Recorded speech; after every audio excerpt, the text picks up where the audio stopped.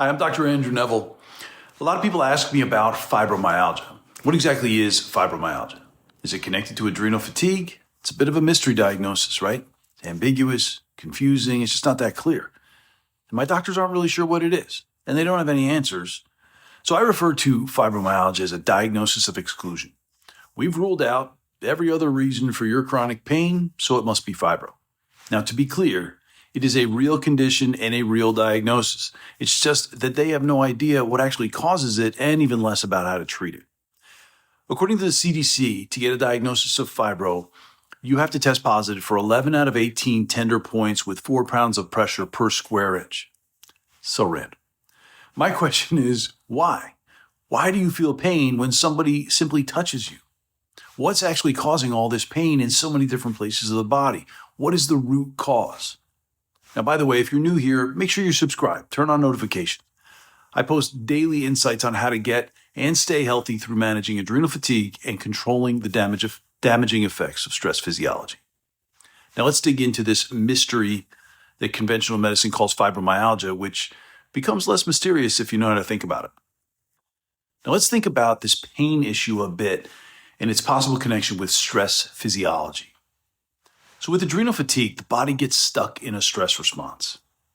We all know that life throws stressful moments at us now and then, right? And your body releases these stress hormones. It's a quick burst, right? To jump you into fight or flight. That's normal. It's survival.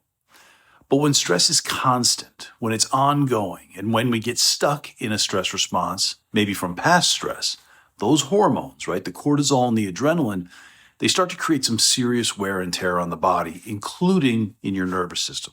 And they hit everything. The central nervous system, your peripheral nerves, even your autonomic nervous system. They sensitize those nerves, making them trigger happy. So now you've got nerves that are way too sensitive and they're over-perceiving signals from your environment. Those tender points that get you the diagnosis of fibro, they're actually the tendinous insertion into the bone where there's the most strain from muscles doing work. It's a part of the body called the enthesis, and it's just a vulnerable part of our musculoskeletal system. Add to that a sensitization of your sensory nerves too, and you will feel that enthesitis more than you should. So most of my patients have this upregulated sensory nervous system too. They feel things to the nth degree. They'll tell me, Doc, I'm sensitive to these bright lights, loud noises, harsh chemicals, smells, even touch. And just touching some of my patients has them feeling pain. And that's when it becomes a vicious cycle because the pain causes stress and the stress causes pain and so on. Some of my patients are so sensitive, they even feel their organs working. They feel their liver, their pancreas, their kidneys, and for sure their heart.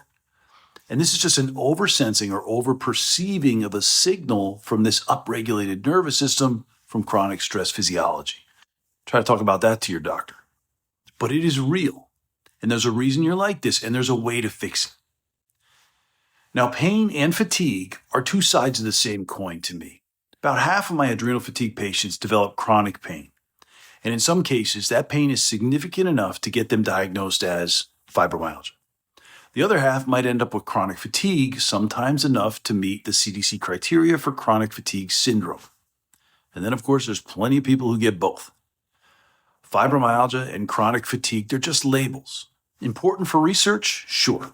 Important for insurance codes? Absolutely. But they don't really get to the cause of the issue.